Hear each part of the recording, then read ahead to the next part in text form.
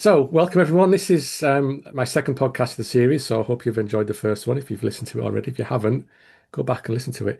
I'd like to introduce Hannah Gibson today. Hannah is one of my main copywriters that we work with inside my business, and I've been stalking Hannah now for about, correct me if I'm wrong, about 5 years now. Whew, at least, yeah. I think that was it'd be longer than that because I launched the website I've got now in 2021. And that's Yeah. already worked with. So it's at least 5 or 6 years. And I use the word stalked specifically because I did send you a message on LinkedIn and just say, I can't work with you yet. You're not, it doesn't fit with the business, but I will at some point. And here we are 5 or 6 years later on. And I think we must do at least, oh, I don't know, 5 to 10 projects a year now, I would say, there and Yeah. thereabouts Yeah, on must be various levels. So a lot. um, Hannah's somebody that when I first saw her content on LinkedIn, it was obviously directed at me as a web design agency owner. And I think that in itself stood out because Hannah's ability at that point in her own marketing was just able to nail exactly who she was looking to work with. And that was just like most copyright don't do that. I've never really seen them manage to niche themselves down to that level really well.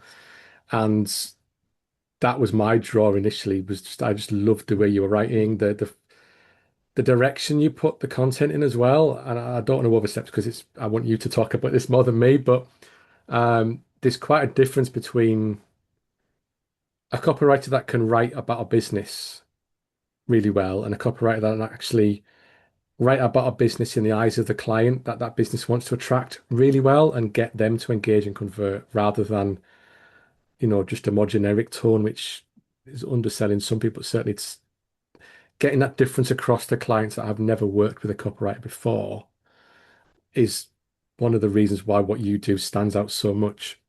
Um, I'll let you kind of introduce it. You've been in this game quite a long time and you've done a lot of work yourself in getting your own skills beyond, I think every time you speak to you, you've got something else going on that you're doing new. So what where did you start from? Because I know where you started in business with all of this.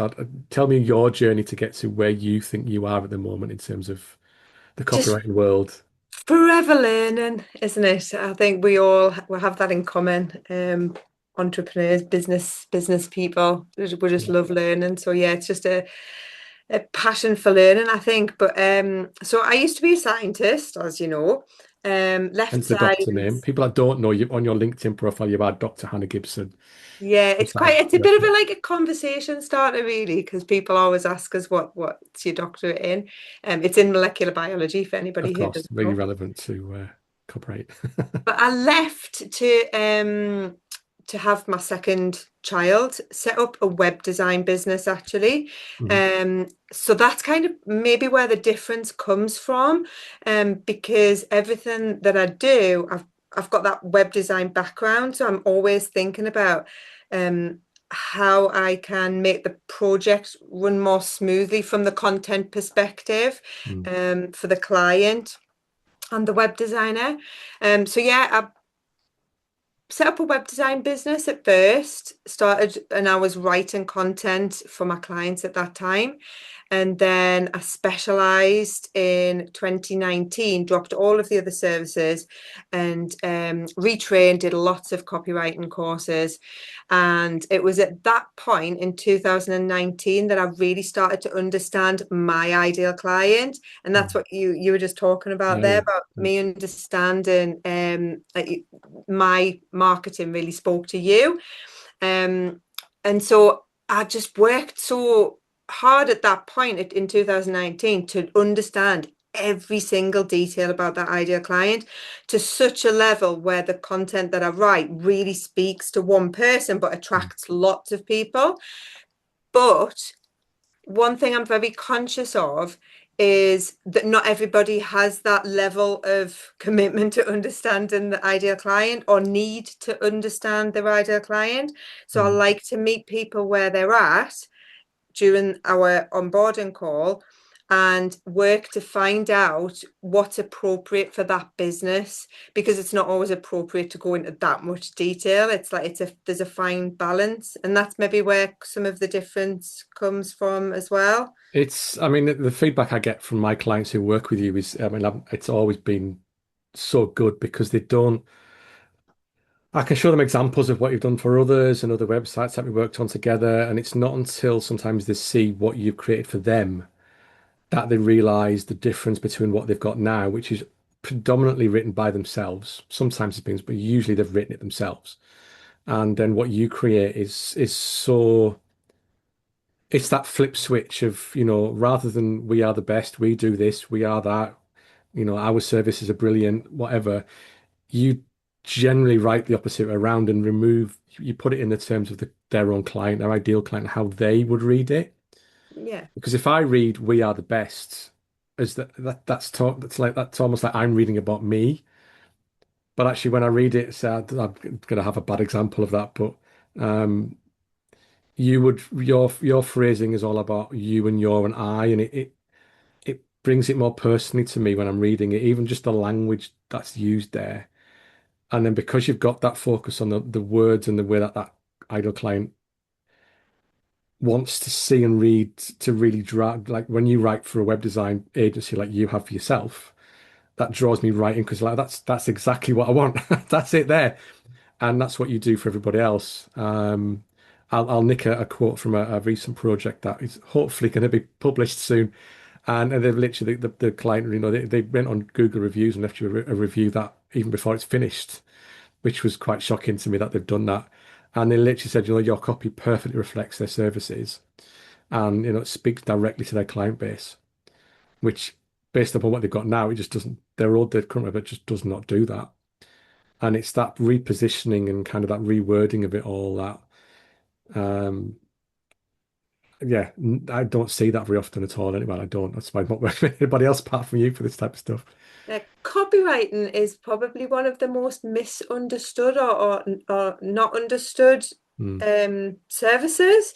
Like it's about, I think, removing barriers between the writing and the reader. mm, So like when people write from that we perspective, like we do this, we do that, and it's all about the company, mm, there's this barrier between the reader and them. But mm. what I try to do is break that barrier down and connect with that one person that's reading on at the other side of the screen and think about that one person. Now, the pushback I sometimes get is it depends. So, depending on the business, that's easy for a solo business owner to understand because it's one on one. Yeah, But when it's a slightly bigger company, that still works because there's still one reader at the other side. You just have to be a little bit more you have to kind of do have to sometimes imagine a group of people reading. yeah. It's like you know, like copywriting is an art and a science, Mm. and I can explain the science. It's maybe a bit harder to explain the nuance and the art Yeah, it would part of be. And it. that's why you do it because that's in your head, that part of it. And it's like me sometimes I could talk about website stuff. It's like it's some of it's just like you look at something and go, that's not quite right. You couldn't always describe why, but you can see what it should be like. So I mean I do agree with some of the bigger projects we've got where the client themselves is a bigger team, or there's a board of directors that all believe they should all have sign off on the final outcome. That's when it gets more challenging because I think you've got a lot more aligned now. Like when I do this and that those meetings have to be with the specific person that's actually got the correct overview of the business and understands the direction they want it to go in. Because if you get that buy-in and you're not just passing it from like the marketing team to the directors back again, because that gets quite messy. The marketing team, I'm going to be quite quiet on that, but don't always manage to get on board with what me and you believe is the right way to go. But the directors, the ones that it's there's the mind you want to tap into because they create the business. That's something I know that you've really kind of focused a lot more on in the past year or so, perhaps from Yeah, from my side. Definitely. Like, there's still one reader at the other side. It's just you have to, it's a balancing act between making sure sometimes you can speak to multiple personas depending on the page and the job of the page. So say on a home page, you can speak to multiple personas, but then on a service page, you would speak to one persona. Yeah. That's, I mean, again, from my side of it, I got people that bring copywriters in from their own, you know, not teams, but associates, whoever they already know sometimes. And predominantly, they don't understand web. They can write fairly well sometimes, but they don't understand structure and purpose and flow. Whereas I think from day one with yourself, you would give me the content, and it's like that fits already the my own belief in how a structure should be of a homepage, for example. You're giving me those elements that sometimes I get off other people. You've got to go back to them saying, "I need this in a different way," or they just Yeah. don't get that always the right way through it, even if you try and explain it to them. So it all that all starts on the onboarding call. Well, before the onboarding call, Mm. actually, it starts where like as soon as we've agreed to work together, then I'm straight away gathering the message, the information that I need. Then on the onboarding call, I'm digging into the questions to build that message. Mm. Then after the onboarding call, um, my time to do the research is making sure I have the entire message that I need.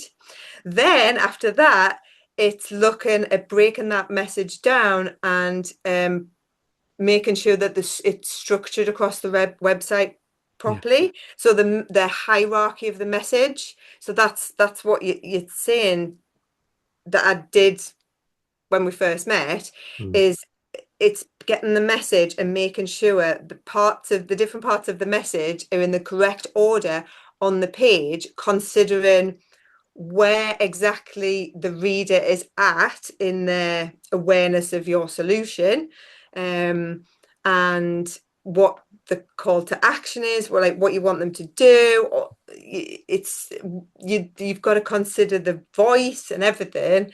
But it's the message and hierarchy on the page. Yeah, and it's that message and that kind of the clarity, I guess. But one of the almost one of the major things that most websites get wrong is literally the first sentence on the whole page, on the homepage.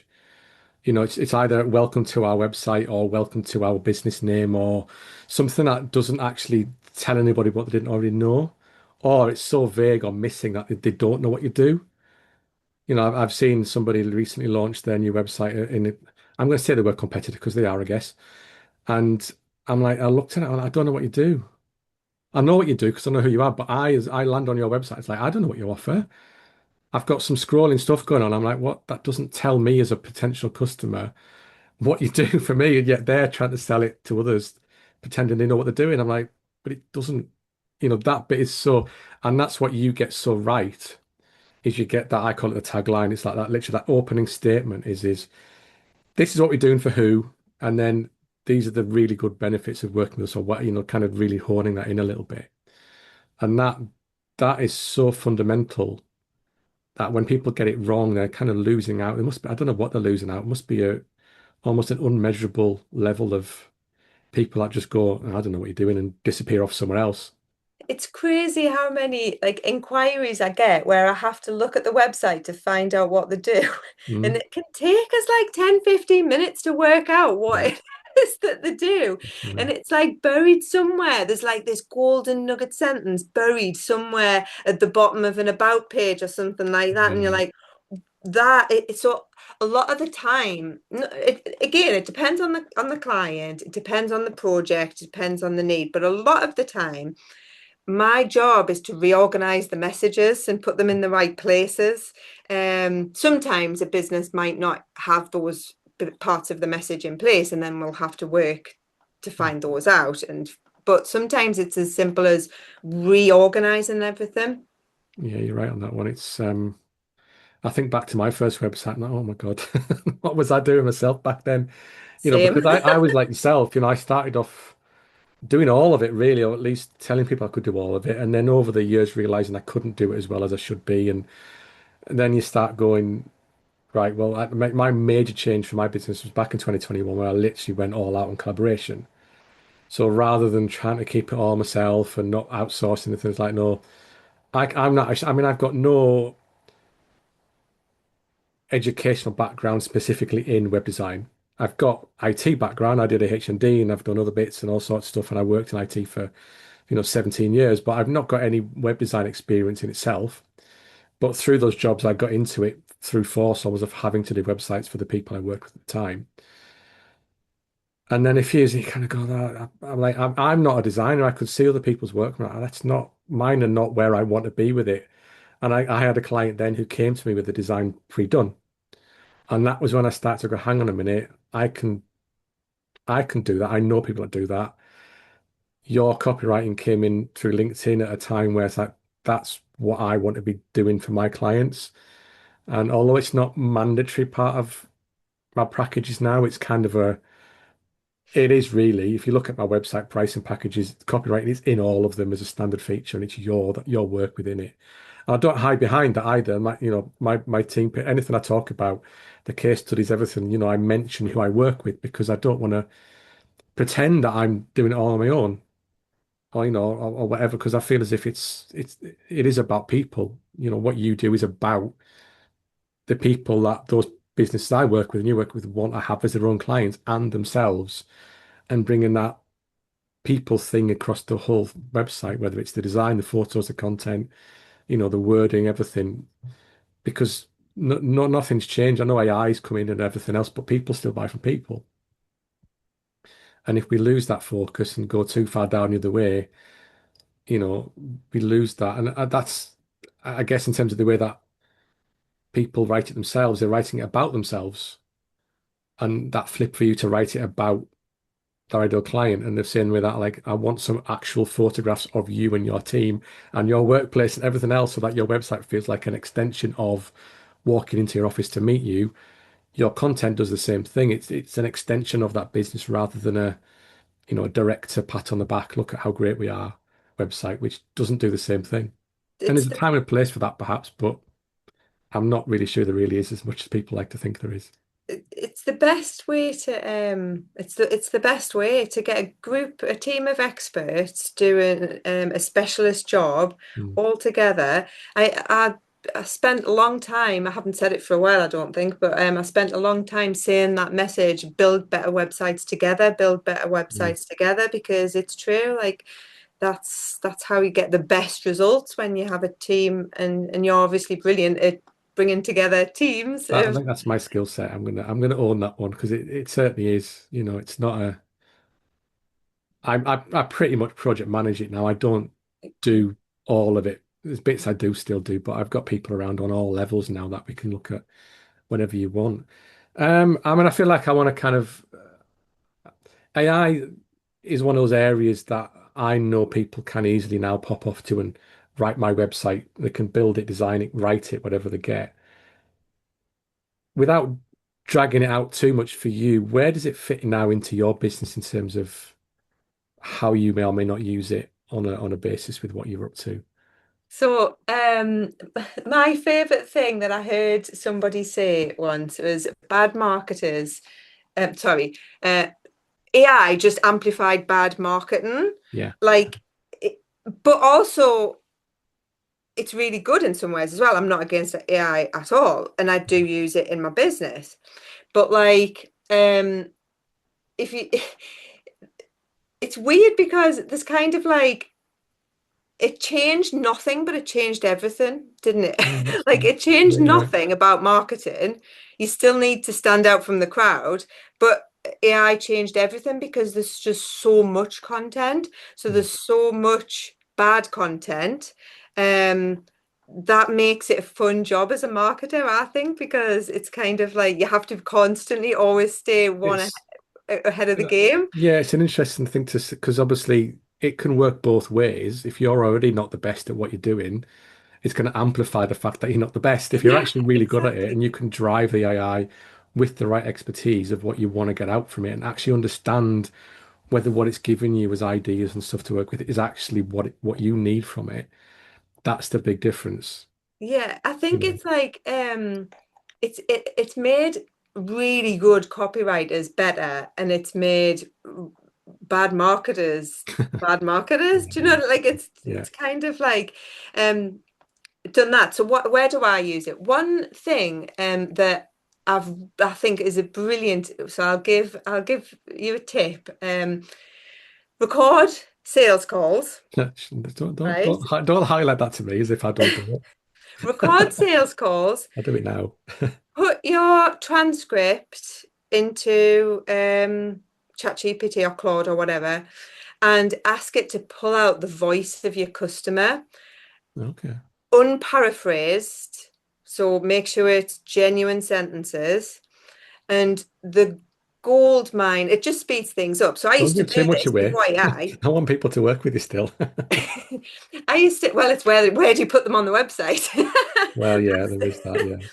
But honestly, the stuff that that's possible, I think, to speed things up, because I used to do that anyway. So since I learned about voice of customer when I did copy school, like in 2020 or 2021 or something like that, I think it was. I can't Mhm. remember.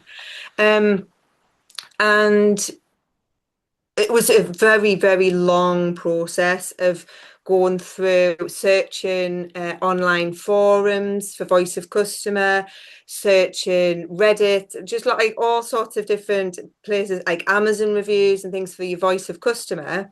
And obviously you could at that point look at your own sales transcripts as well, but it's a long process. Yeah, it Your is. testimonials, things like that, but it just really speeds up that process. So that's my top tip for use Oh, of that's an AI. interesting one. Yeah, I think the way that you work. I mean, I'm trying to think of your input within the processes that I drive. And if I was to look at an ideal process, which would be literally, we start with the SEO and marketing angle of what your business needs, what your goals are. That research feeds into your work, but at the same time, you're also speaking to that client about their customer, all the stuff that you ask them. That is like, I can't do it. You just ask and draw out of them in the right ways what you need to get from them. And I Well, know one of that's it. Sorry, to interrupt you, but the, so that's it with the AI thing. Like that's all good and well, and that can speed up my process. But you've got to have that. You've got to ask the right questions in the first place to make sure that your customers or potential customers are actually saying the things you want to, not that you want to hear, but giving you useful answers Mm. on that those sales calls and onboarding calls. So it's kind of like you can't expect AI to just it can't invent those things. They have to come from actual conversations, and you have to be having the right conversations in the first place. It can invent stuff. That's why you've got to be careful what you ask it. Be sure. Yeah, yeah. Um, I know that the balancing act for you is often the SEO requirements with your awareness of the ideal client focus and the conversion side of it sometimes gets a little bit tricky for you to work in some of the weird phrases that sometimes, because SEO is not, without going, we've done that line a little bit. SEO hasn't changed with AI. It's just if you were doing it right, you're still doing it right. If you were doing it wrong, you're ruined. And I know you do get a little like, I can't, how do I get, you write for people. And sometimes the SEO side, it still wants you to write a little bit for the systems that analyze it all. Do you know, it's a really tough challenge. However, I like a challenge. Okay. So so that's okay. Um it's I think I feel like it draws more on the art side of things where I just know what to do and it's very hard to explain Mm. um how like the science behind it. Yeah. Um yeah, it's a massive balance, but it's very doable. And I've been given very tough challenges with it before. And yeah, dietitians is always the one because they don't All like right. the people are searching nutritionalists Okay. for nutritionists, but dietitians are actually the name that's Yeah, the that comes registered through. name. So That's almost not a copyright thing. That's just a client thing. They don't like to understand that nobody's looking for them. yeah, so I They're have looking to for kind something of else. I have to balance that. Yeah, the nutritionist versus dietitian on a page, and it's One of the doable. big challenge I suppose I've got is keeping you involved after the launch of a website because some clients, as much as they still see SEO as a one-off, more and more of them don't, but a lot of them see the copywriting as a done and dusted element. I know there's one or two clients that we share now that you do a bit of ongoing stuff for, but in your own mind, in a way, what once the website's launched, what would you still want to be doing with that client to maximize what you've already done? That might be a question that I'm not sure about asking you, but I like Um, to. I think so. What I'm really good at is persuasive writing. Hmm. Anything sales, like not salesy, but like driving people to take an action. Yeah, So I would be saying what's happening. Look, I'd be looking at what's happening when a potential client makes that first inquiry, and how are you looking after nurturing those inquiries? yeah, So like any emails attached to an inquiry form, making sure you're not losing anybody at that stage. So you put all this effort into SEO and marketing, make sure you don't lose anybody. So yeah, emails, landing pages, optimizing landing pages, anything where there's a real, it's really important, more so than just like I don't write newsletters and um random blog content. It's yeah. like super It's focused, the not full never process, isn't it? salesy, Yeah. never salesy, but it has a purpose and a Yeah. call to action to It's take def somebody from warm to because hotter. the website is for some businesses the first port of call for an inquiry. They've seen it, they've been attracted, they've got in touch, but at that point, it's then down to that business to actually make the sale in essence. And if they don't have that skill set, which being honest, not a lot of them have it enough. I know the one or two people you do work with, you are involved at that point with some of their email work and stuff like that. And they have said it's quite a noticeable difference in terms of their final conversions from inquiries when you've been involved in the support of that content versus their own. And I'm sure I'm the same. We almost forget there's that association. You've got to follow it through, and that's quite a big Because it comes miss. back to people not realizing how important like how important words are, how important an email is, and how like just the placement of a couple of words can make such a big difference. Mm, I It's can, it's yeah. people just don't realize. And And they don't know that till they see it, and that is quite mm, that's always the kind of that. It's not quite the invisible cell, but it is a little bit of an invisible cell of. But I don't. What am I going to get out of it? You're going to get clarity, and you're going to get conversions that you wouldn't have got in the first place, that you mm, don't even know you're not getting, and it's that difference is the stuff that like our website doesn't convert. Well, is that your website, or is that literally the way that you deal with those customers that do get in touch? And it's yeah, all like intermingled, which is cool. Um, I mean, again, there's bits in there we could dwell on for hours and hours, but I'm conscious we kind of try to keep this to 20 minutes or so. Um, have you got like an ending or something that you'd like to end with from you as a kind of a, I don't know, you've had out your golden nugget on AI, but in terms of the copywriting side or like what you deliver, what um, do you feel the benefit is to people that work with you and don't do it themselves? well, it's more than just higher conversions. It's the quality of the inquiries. I think that's what has really come through in the feedback that I get is Mm, like it's not just about, oh, you'll get more inquiries through your website. It's that you'll get higher quality inquiries through your website, which means your sales cycle is going to be quicker and your life's going to be easier, and you're going to be able to, sell them a higher package or whatever. mm. It's like it's the quality of the inquiries is so, I think the dramatic impact on a business that can have. Yeah, I would agree. I mean, the feedback, I don't want to mention business names in this, but again, I one was of our wondering pro whether I should name Yeah, I mean, I don't them. want to. I'm going to try and get them in on one of these themselves at some point. But I know for one of them, like they've literally had a 30% increase in closed sales, and it's not because they've necessarily attracted more customers. It's because they've attracted the right ones rather than the ones Yeah, that were time wasters. yeah, And that is a huge, as you've said there, you don't want to attract the people that are never going to work with you. I get a lot less calls now from, oh, I've only got 100 quid. It's like, well, they don't get in touch with me anymore, yeah, which can feel challenging because I'm not getting inquiries, but actually the ones you are getting are genuine. And I think that the market positioning is probably the big one that people don't realize they're not getting.